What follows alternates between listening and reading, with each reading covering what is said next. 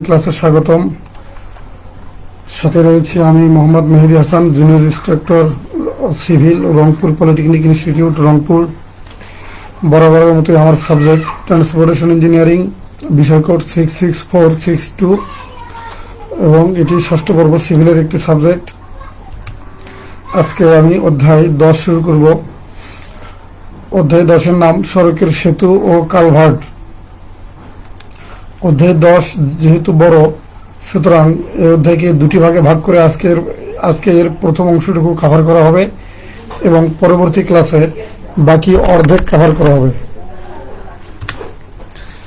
যে টপিকগুলো নিয়ে আলোচনা করা হবে: সেতু ও কালভার্টের পরিচিতি, সেতু ও কালভার্টের পার্থক্য, সেতু ও কালভার্ট নির্মাণের আদর্শ স্থান, সেতু কাঠামোর পরিচিতি, সেতু ও কালভার্টের শ্রেণীবিন্যাস, সেতু ও কালভার্টের ধরন নির্বাচনে প্রভাব বিস্তারকারী বিষয়, বন্যা নির্গমন, পানি প্রবাহের পথ, মাটি ক্ষয়ের গভীরতা ও ফ্রিবোর্ড, সেতু ও কালভার্টের মেরামত ও রক্ষণাবেক্ষণ। তবে এর ভেতরে আমরা আজকে আলোচনা করব এই কয়েকটি টপিক নিয়ে আজকে আমরা আলোচনা করব।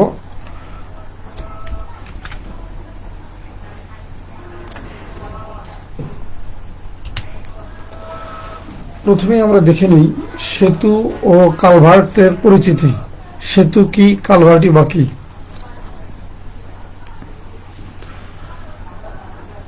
কোনো রেলপথ বা অন্য কোনো প্রতিবন্ধকের দ্বারা বাধাপ্রাপ্ত হলে, সরি এখানে একটু বানান ভুল হয়েছে,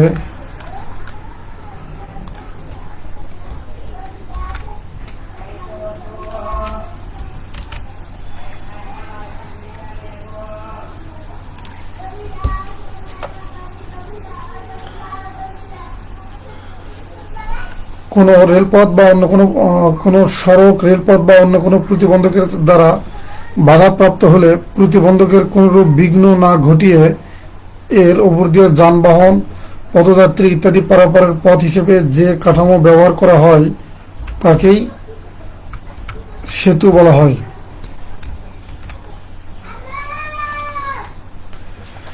তাহলে সেতু হচ্ছে কি? কোনো গভীর জলাশয়ের উপর দিয়ে যানবাহন ও পদযাত্রী পারাপারের জন্য যে কাঠামো নির্মাণ করা হয় একে আমরা সেতু বলতে পারি।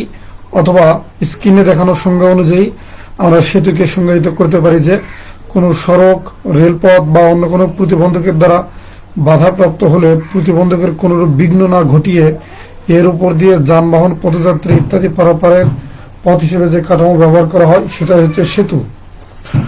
অপরদিকে কালভার্ট কি?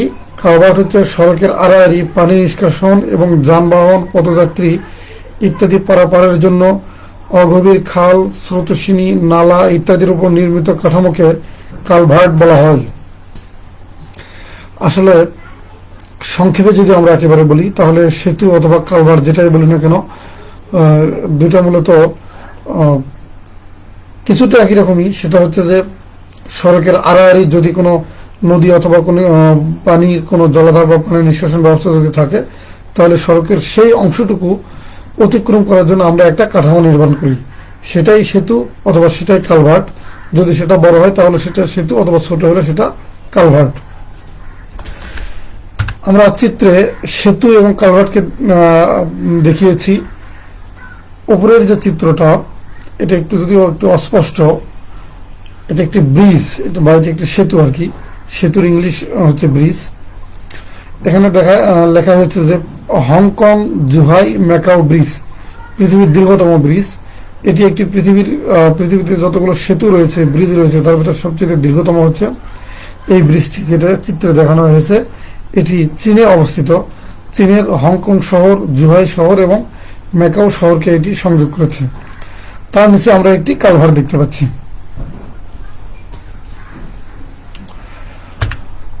তো সেতু এবং কালভার্টের পার্থক্য কি? এটা একটি গুরুত্বপূর্ণ কোশ্চেন, এটি অনেকবারই পরীক্ষায় এসেছে। তো সেতু এবং কালভার্টের পার্থক্যগুলো এখানে আমরা একটু ছকের মাধ্যমে দেখানোর চেষ্টা করেছি।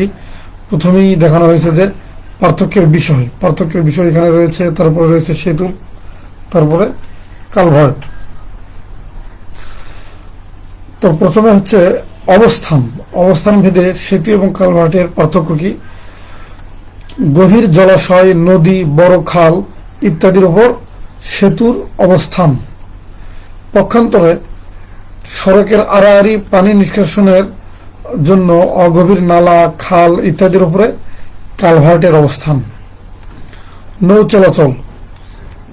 সেতুর নিচ দিয়ে নৌকা বা ছোট যে স্টিমার রয়েছে এগুলো চলাচল করতে পারে, অথবা বিভিন্ন ক্ষেত্রে জাহাজও চলাচল করতে পারে, কিন্তু কালভার্টের নিচে দিয়ে নৌযান চলাচল করতে পারে না।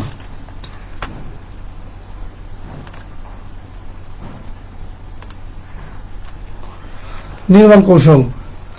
সাবস্ট্রাকচার ও সুপারস্ট্রাকচার আলাদাভাবে নির্মিত। সাবস্ট্রাকচার ও সুপারস্ট্রাকচার একই সাথে নির্মিত। মেঝে নির্মাণ। সেতুর জন্য মেঝে নির্মাণ করা হয় না। এই মেঝে বলতে বোঝাচ্ছে যে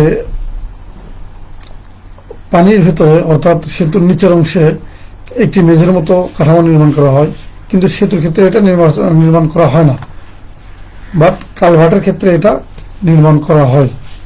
স্প্যান দৈর্ঘ্য।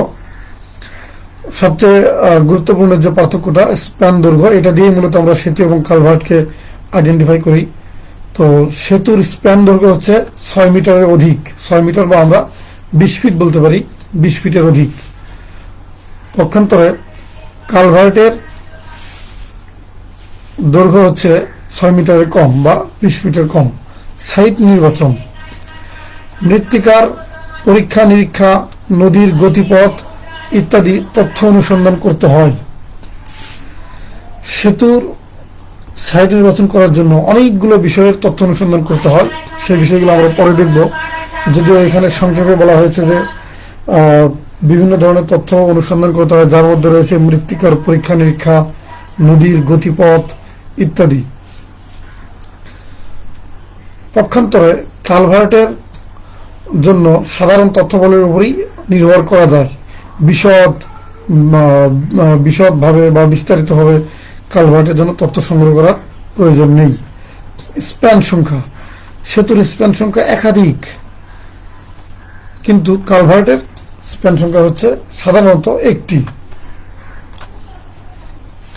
যেহেতু কালভার্ট দৈর্ঘ্যে ছোট, সুতরাং এর স্প্যানও একটি হয়ে থাকে। আমার কথা শুনতে অথবা অন্য কোনো প্রবলেম হচ্ছে না আশা করি। তোমরা যারা লাইভ শুনছো তারা কোনো প্রবলেম হলে একটু কমেন্টে জানাবে দয়া করে।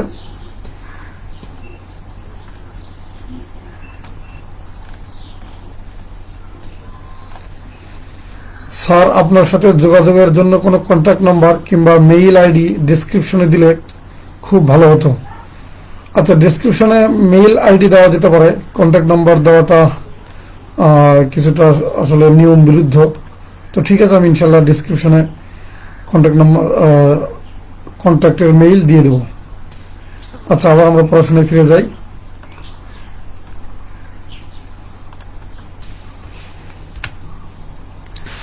সেতু ও কালভার্ট নির্মাণের আদর্শ স্থান। আমরা কোথায় সেতু এবং কালভার্ট নির্মাণ করতে পারি, তার জন্য আদর্শ স্থানের জন্য আমাদের যে বিষয়গুলো বিবেচনা করতে হবে, নদী বা জলস্রোতের সোজা অংশে।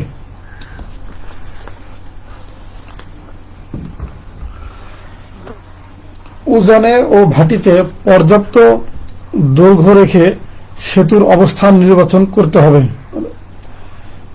এতে সেতু অংশে নদীতে সুষম প্রবাহ থাকবে, পার ও তলদেশের ক্ষয় কম হবে এবং প্রবাহে ঘূর্ণনের সৃষ্টি হবে না। নদীও, তাহলে আমরা যে প্রথম পয়েন্টে কথা বলছিলাম যে নদী বা জলস্রোতের সোজা অংশ যদি আমরা নির্বাচন করি, সেক্ষেত্রে আমরা যে সুবিধা পাবো যে নদীর যে প্রবাহ সেটা বিঘ্নিত হবে না, পাড়ের অথবা তলদেশের ক্ষয়ক্ষতি কম হবে, যেটাকে ইংলিশে ইরোশন বলা হয়, এটা কম হবে, এবং পানি প্রবাহের ঘূর্ণন বা ইংলিশে স্কাউরিং বলা হয়, এটা সৃষ্টি হবে না। উপযোগী ভিত্তিতে সেতুর স্থান এমন স্থানে নির্ধারণ করতে হবে যেন ওই স্থানের মৃত্তিকা ভৌগোলিক দিক হতে নিখুঁত ফল্ট জোন হতে দূরে, ভিত্তির মাটি অ্যাবাটমেন্ট ও পায়ারের ভিত্তির উপযোগী এবং মাটির ক্ষয়প্রাপ্তির সম্ভাবনা না থাকে। কোনো স্থান সকল দিকের বিবেচনায় সেতুর উপযোগী হলেও শুধুমাত্র ভিত্তি অনুপযোগী হলে তা নির্বাচন করা যাবে না। ভিত্তি খুব গুরুত্বপূর্ণ অংশ যে কোনো কাঠামোরই, সেটা সেতু হোক অথবা বিল্ডিং হোক।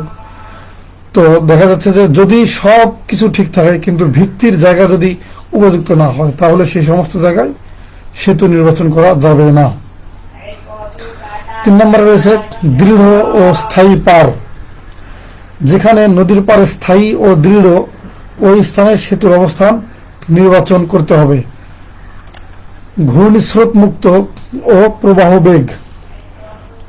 নদীর যে অংশে স্বাভাবিক প্রবাহ বিদ্যমান এবং ঘূর্ণি প্রবাহের সম্ভাবনা থাকে না ওই স্থানে সেতুর স্থান নির্ধারণ করতে হবে। অন্যথায় ঘূর্ণিস্রোত মুক্ত স্থানে যদি আমরা সেতুর অবস্থান নির্ণয় করি তাহলে এই ঘূর্ণি স্থান কি করবে, সেতুর আশেপাশের মাটিকে অথবা সেতুর নিচের মাটিকে সে ক্ষয় করে ফেলবে, যেটা ধীরে ধীরে সেতুটাকে ব্যর্থতার দিকে ঠেলে দেবে। অনুমোদিত প্রবাহ বেগের চেয়ে অধিক প্রবাহ বেগের স্থানে সেতুর অবস্থান নির্ধারণ করা যাবে না। অনুমোদিত প্রবাহ বেগ বলতে পানির প্রবাহ বেগের কথা বলা হচ্ছে। পানি একটি নির্দিষ্ট বেগে প্রবাহিত হয়, কোনো সময় সে বেগটা অনেক বেশি থাকতে পারে, কোনো সময় সে বেগটা কম থাকতে পারে। তো প্রতিটা সেতুকে অবশ্যই পানির একটি নির্দিষ্ট বেগ মাথায় রেখে ডিজাইন করা হয়।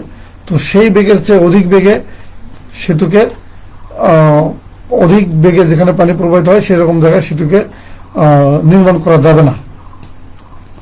সেতুর দৈর্ঘ্য ও বন্যা সীমা। যে স্থানে নদী বা জলাশয় সংকীর্ণ এবং পাড়ের উচ্চতা সর্বোচ্চ বন্যা সীমা হতে উপযোগী উচ্চতায় অবস্থান করে ওই স্থানে সেতুর দৈর্ঘ্য ন্যূনতম হবে এবং এরূপ স্থানে সেতুর অবস্থান নির্বাচন করাই উচিত। সর্বোচ্চ বন্যা তলের সাথে আমাদের একটি শব্দ রয়েছে, খুব পরিচিত একটি শব্দ, সেটাকে আমরা HFL বলি বা highest flood level. HFL highest flood level বা সংক্ষেপে আমরা HFL বলে থাকি। এর বাংলা অর্থ হচ্ছে যে সর্বোচ্চ বন্যাতল। সর্বোচ্চ বন্যাতল মাথায় রেখে আমাদেরকে সেতুর জন্য স্থান নির্বাচন করতে হবে, কারণ আমরা এমন স্থানে সেতুকে স্থাপন করব না, সেতু নির্মাণ করব না যে বন্যা হলে সেই জায়গাটা যেন ডুবে না যায়। অ্যাপ্রোচ সড়ক হচ্ছে সেতুর দুই পাশে যে সংযোগ সড়ক রয়েছে এটাকে অ্যাপ্রোচ সড়ক বলা হয়। অ্যাপ্রোচ সড়ক নির্মাণে সাশ্রয়ী অ্যাপ্রোচ প্রতিবন্ধকতা মুক্ত। প্রতিবন্ধকতা যেমন পাহাড় হইতে পারে ও গণ অসন্তোষের কারণ মুক্ত। অ্যাপ্রোচ নির্মাণে কম পরিমাণ জমি দখলে আনতে হবে। এরূপ স্থানে সেতুর স্থান নির্ধারণ করাই অধিকতর শ্রেয়।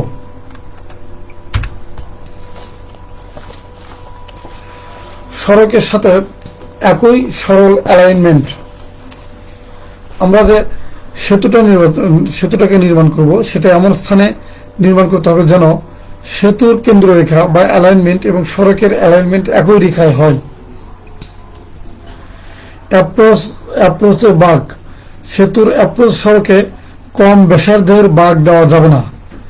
বাঁকটা কি করতে হবে, বেশি ব্যাসার্ধে দিতে হবে। বেশি ব্যাসার্ধের বাঁক দিলে সাইড ডিস্টেন্স, যেটা দৃশ্যমান দূরত্বটাও বেশি হবে, গাড়ি চলাচল নির্বিঘ্ন করতে পারবে।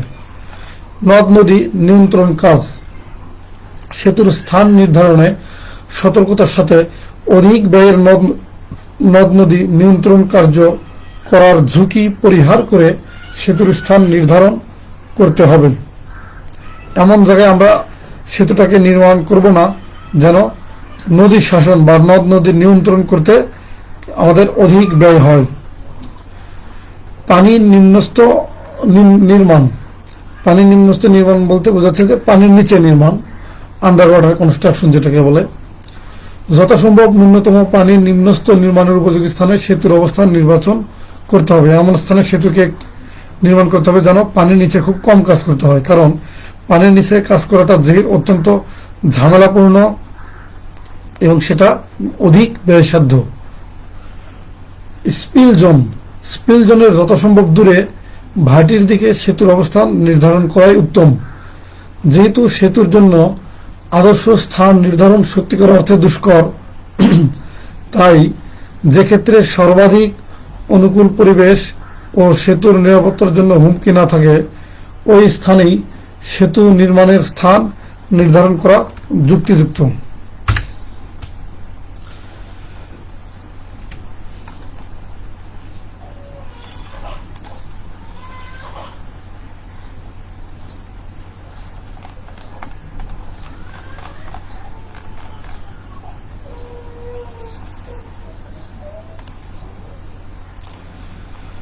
সেতু কাঠামোর পরিচিতি। সেতুর কাঠামো দুই ভাগে বিভক্ত। একটি তোমরা দেখতে পাচ্ছ সাবস্ট্রাকচার, 2 নম্বর হচ্ছে সুপার স্ট্রাকচার। সাবস্ট্রাকচারের ভিতরে আবার অনেকগুলো এলিমেন্ট বা অনেকগুলো অংশ রয়েছে: ভিত্তি, পায়ার, অ্যাবাটমেন্ট, উইং ওয়াল, অ্যাপ্রোচ। আমরা সবগুলোকে বিস্তারিত দেখব। ভিত্তি কাঠামোর এই অংশটি সরাসরি মাটির উপর অবস্থান করে এবং এর উপর আগত ভার মাটিতে স্থানান্তর করে। র্যাফট, পাইল, কেশন ভিত্তি ও অয়েল ভিত্তি সাধারণত সেতুতে ব্যবহৃত হয়। আমরা জানি যে ভিত্তি যে কোনো কাঠামোর সবচেয়ে গুরুত্বপূর্ণ অংশ, যেটি কাঠামোর সমস্ত লোডকে বহন করে এবং সেটা তার নিচের মাটিতে স্থানান্তর করে। তো এখানে 4 ধরনের ভিত্তির কথা বলা হয়েছে, যে র্যাফট ভিত্তি, পাইল ভিত্তি, কেশন ভিত্তি ও অয়েল ভিত্তি। তো আমরা এই ভিত্তিগুলোর চিত্র সহ এগুলোকে একটু দেখব। আমরা চিত্রে দেখতে পাচ্ছি যে র্যাফট ভিত্তি এখানে আমরা দেখতে পাচ্ছি যে 2টি স্বতন্ত্র কলাম ফুটিংকে একটি বিম দিয়ে যুক্ত করে দেওয়া হয়েছে। এটার নামই হচ্ছে র্যাফট ভিত্তি। পাইল ভিত্তি, তোমরা সবাই মোটামুটি পাইল ভিত্তির সাথে পরিচিত। যখন মাটিতে প্রয়োজনীয় ভার বহন ক্ষমতা পাওয়া যায় না, তখন পাইল দেওয়া হয়। এটা একটি কলাম দেখতে পাচ্ছি আমরা উপরে। একটি কলামের নিচে বেশ কয়েকটি পাইল থাকতে পারে, অথবা 2টি 3টি, একটি পাইলও থাকতে পারে। এখানে দেখানো বেশ কয়েকটি পাইল দেখানো হয়েছে। এখানে পাইলের উপর একটি রয়েছে কি, এটাকে বলে পাইল ক্যাপ, একটি স্ল্যাবের মতো অংশ, পাইল ক্যাপ। তার উপরে রয়েছে কলাম। কেশন ভিত্তি, এখানে দেখানো হয়েছে যে কেশন ভিত্তি, it is the foundation used for the construction of bridge piers in very deep water. অনেক নিচে, পানির নিচে কাজ করতে হলে কেশন ফাউন্ডেশন ইউজ করা হয়। সর্বশেষ রয়েছে আমাদের অয়েল ফাউন্ডেশন বা অয়েল ভিত্তি। চিত্রে একটি অয়েল ভিত্তিকে দেখানো হয়েছে। এখানে অয়েল ভিত্তির একটি প্ল্যান দেখানো হয়েছে। অয়েল ভিত্তির এখানে সেকশন দেখানো হয়েছে।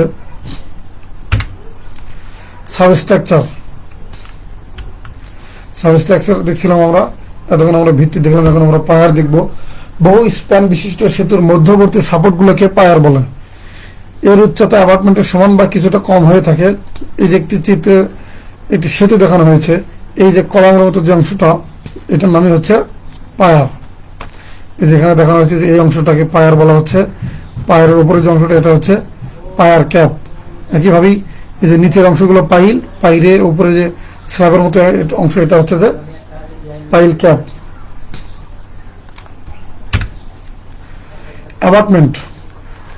অ্যাবাটমেন্ট সেতুর ও সুপারস্ট্রাকচারের প্রান্তীয় সাপোর্টকে অ্যাবাটমেন্ট বলে। সাধারণত সকল ধরনের সেতুরই অ্যাবাটমেন্ট থাকে। অ্যাবাটমেন্ট, এই যে চিত্রে আমরা দেখতে পাচ্ছি যে এটা একটি সেতু। এই সেতুর এই পাশে একটি প্রান্তীয় একটি সাপোর্ট রয়েছে, আবার এই পাশেও একটি সাপোর্ট রয়েছে, যদিও সেটা দেখা যাচ্ছে না।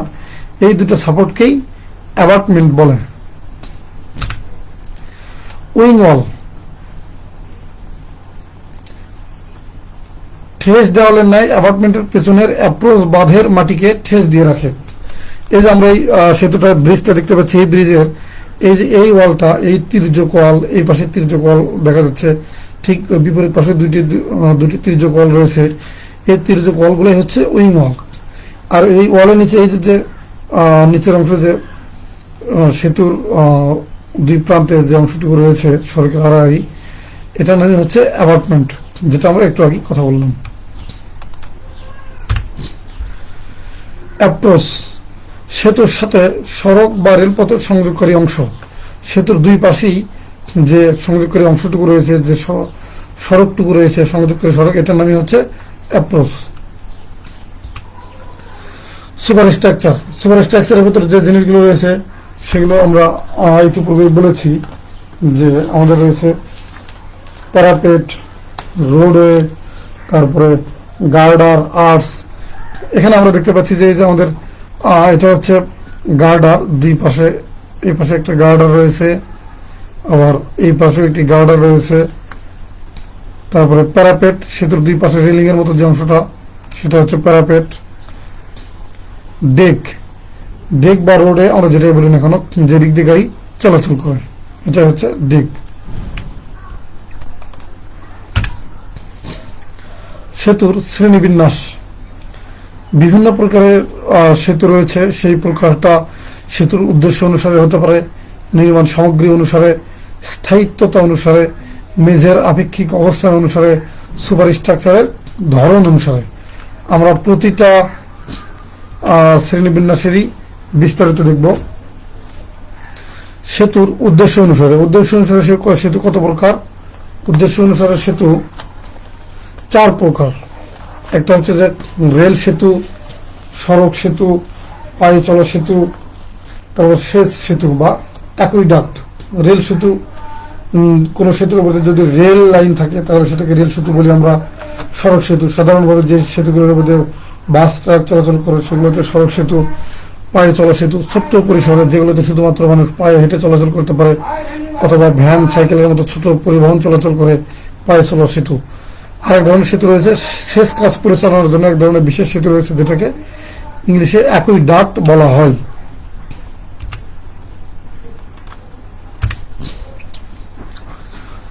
নির্মাণ সামগ্রী অনুসারে সেতুটাকে কি দিয়ে নির্মাণ করা হচ্ছে, কোন সামগ্রী দিয়ে, এর উপর ভিত্তি করে সেতুর একটি শ্রেণী বিন্যাস রয়েছে। কাঠের সেতু, যদি কাঠ দিয়ে নির্মাণ করা হয় তাহলে কাঠের সেতু। ব্রিক দিয়ে নির্মাণ করা হলে মেশনারি সেতু। ইস্পাতের যদি সেতু হয়ে থাকে তাহলে সেটাকে ইস্পাতের সেতু বলতে পারি আমরা। আর সচরাচর আমরা যে সেতু দেখি সেটা হচ্ছে আরসিসি সেতু অথবা প্রিস্ট্রেস কংক্রিটের সেতু হইতে পারে।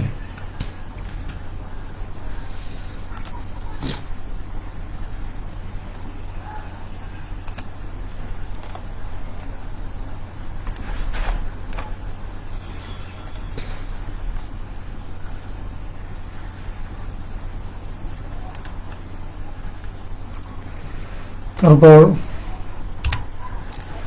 সেতুর শ্রেণীবিন্যাস আমরা দেখছিলাম স্থায়িত্বতা অনুসারে। এখন দেখব স্থায়ী সেতু, অস্থায়ী সেতু, সকল ধরনের টিম্বার সেতু, সকল ধরনের কজওয়ে সেতু, শুধুমাত্র স্থানান্তরযোগ্য ইস্পাত সেতু এবং ভাসমান সেতু। মেঝের আপেক্ষিক অবস্থান অনুসারে ডিপ ব্রিজ এবং থ্রু ব্রিজ। সুপারস্ট্রাকচারের ধরন অনুসারে arched bridge, girder bridge, truss bridge, suspension bridge.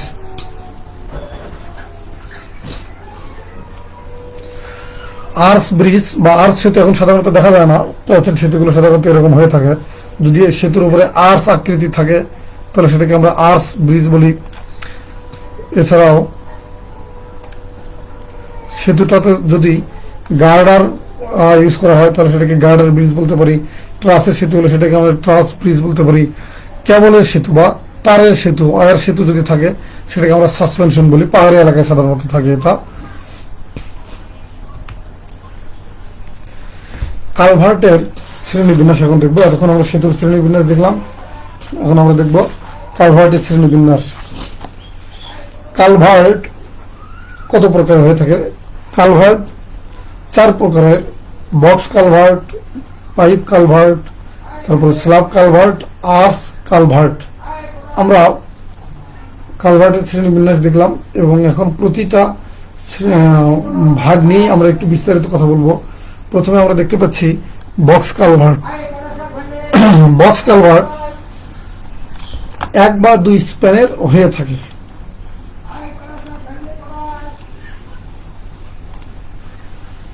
Box culvert কিসের তৈরি? এটা মেশনারি তৈরি হয়ে থাকে, অর্থাৎ ইটের তৈরি হয়ে থাকে। পাশে রেলিং থাকতেও পারে অথবা রেলিং নাও থাকতে পারে। তবে রেলিং থাকাটাই সুবিধাজনক, কারণ রেলিং না থাকলে হয়তো সেখানে দুর্ঘটনার প্রবণতা বাড়তে পারে। ক্রস ড্রেনেজ হিসেবে পানি নিষ্কাশন করে, অর্থাৎ বক্স কালভার্টের নিচে দিয়ে পানি নিষ্কাশন করা যায়। এবং এটা বক্স কালভার্টে যেহেতু বক্স আকারে অনেক বেশি ফাঁকা জায়গা থাকে, এজন্য অধিক পরিমাণে পানি নিষ্কাশন করে।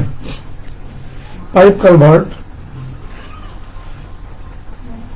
নাম দেখে আমরা বুঝতে পারছি যে এগুলো সাধারণত পাইপের তৈরি হয়ে থাকে, অর্থাৎ কালভার্ট নির্মাণ করে তার নিচে বেশ কয়েকটি বড় সাইজের পাইপ যদি আমরা ভেতরে প্রবেশ করে দিই নির্মাণের সময়, তাহলে এটা হচ্ছে বক্স কালভার্ট, পাইপ কালভার্ট। পাইপগুলো কিসের হয়ে থাকে? পাইপগুলো স্টিলের হয়ে থাকে, তারপরে জিআই পাইপ হয়ে থাকে, আরসিসি হয়ে থাকে, অথবা সিসি পাইপও হয়ে থাকে। এটা পার্শ্ব রেলিং ছাড়া হয়ে থাকে। তারপরে যেহেতু পাইপ একটু পানি নিষ্কাশনের জন্য জায়গা কম থাকে, সে কারণে এটা কম পরিমাণে পানি নিষ্কাশন করে। ভরাট মাটির নিচে ক্রস ড্রেন হিসেবে আড়াআড়ি স্থাপন করা হয়।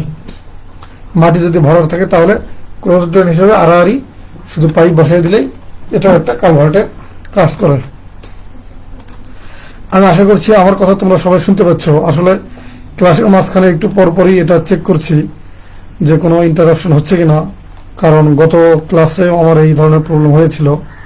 এটা অত্যন্ত দুঃখজনক, যে কারণে হয়তো তোমাদের একটু বিরক্তির উদ্রেক হইতে পারে যে একটু পরপরই স্যার এটা চেক করে এই জন্য যে ক্লাসটা যেন নির্বিঘ্নে চলতে পারে। তো যাই হোক, আমি আবার আমার ক্লাসে ফিরে আসছি। পাইপ কালভার্ট পড়লাম আমরা, এখন আমরা দেখব স্ল্যাব কালভার্ট। সড়কের আড়াআড়ি ব্রিজ মেশনারির অ্যাবাটমেন্ট তৈরি করা হয়। স্ল্যাব কালভার্ট তৈরি করার আগে কি করা হয়? দুই পাশে ব্রিক দিয়ে অ্যাবাটমেন্ট তৈরি করা হয়, তারপরে তার উপর আরসিসি স্ল্যাব ঢালাই করা হয়। যেহেতু নামি স্ল্যাব কালভার্ট, সুতরাং এখানে স্ল্যাব থাকতে হবে। তো সেই স্ল্যাব থাকার আগে কি করা হয়? দুই পাশে ব্রিক মেশনারি অ্যাবাটমেন্ট তৈরি করে তার উপর আরসিসি স্ল্যাব ঢালাই করা হয়। এবং সেই স্ল্যাবটা ঢালাই করার সময় দুই পাশে এমনভাবে রড রাখা হয় যেন সাইডে রেলিং তৈরি করা যায়। স্ল্যাব ঢালাই শেষে স্ল্যাব শক্ত হলে প্রয়োজনীয় স্ট্রেংথ গেইন করলে তারপর আমরা রেলিং তৈরি করি। স্ল্যাবের উপর দিয়ে যানবাহন বা মানুষজন চলাচল করে। অধিক পরিমাণে পানি নিষ্কাশন করে, যেহেতু নিচে প্রচুর পরিমাণে ফাঁকা থাকে, সুতরাং এটা অধিক পরিমাণে পানি নিষ্কাশন করতে পারে কোনো ধরনের কোনো বাধা বিঘ্ন ছাড়াই। সর্বশেষ আমাদের রয়েছে আর্চ কালভার্ট। আর্চের সাথে তোমরা সবাই পরিচিত, সেগমেন্টাল আর্চ সম্পর্কে আমরা অনেক পড়েছি। যদি সেতুর উপরে কালভার্টের উপরে যদি আর্চ থাকে, তাহলে আমরা সেটাকে আর্চ কালভার্ট বলি। সড়কের আড়াআড়ি ব্রিক মেশনারি অ্যাবাটমেন্ট তৈরি করা হয়। ওই স্ল্যাব কালভার্টের মতোই আগে দুই পাশে ব্রিক মেশনারি অ্যাবাটমেন্ট তৈরি করা হয়। তার উপর কি করা হয়? অর্ধবৃত্তাকার অথবা সেগমেন্টাল আর্চ তৈরি করা হয়। আর্চের শীর্ষতল সড়কের পৃষ্ঠতলের বরাবর থাকে। বলা হচ্ছে যে আর্চের একেবারে শীর্ষতল, একেবারে উপরের তল এবং সড়কের পৃষ্ঠ একই বরাবর থাকবে। স্প্যান 3 মিটারের অধিক হয়ে থাকে, 10 ফিটের বেশি হয়ে থাকে। স্ল্যাবের ওপর যানবাহন চলাচল করতে পারবে। অধিক পরিমাণে পানি নিষ্কাশন করে থাকে। আর্চ কালভার্টের নিচ দিয়ে যেহেতু অনেক পরিমাণে জায়গা থাকে, সুতরাং এটা অনেক পরিমাণে পানি সহজেই নিষ্কাশন করতে পারে, কোনো ধরনের কোনো বাধা বিঘ্ন সৃষ্টি হয় না। আজকের ক্লাসটি আমাদের এই পর্যন্তই। তোমরা যারা এতক্ষণ এই ভিডিওটি দেখলে, তারা এই ভিডিওটি আবার পুনরায় দেখতে হলে স্ক্রিনে দেখানো এই ওয়েবসাইটে তোমরা ভিজিট করতে পারো, দক্ষতা বাতায়ন বা www.skill.gov.bd। যারা আংশিক দেখেছো তারাও এই ওয়েবসাইট ভিজিট করলে এই ভিডিও সহ পরবর্তী ক্লাসগুলো তোমরা সেখানে ভালোভাবে দেখতে পারবে, যতবার ইচ্ছা তোমরা দেখতে পারবে।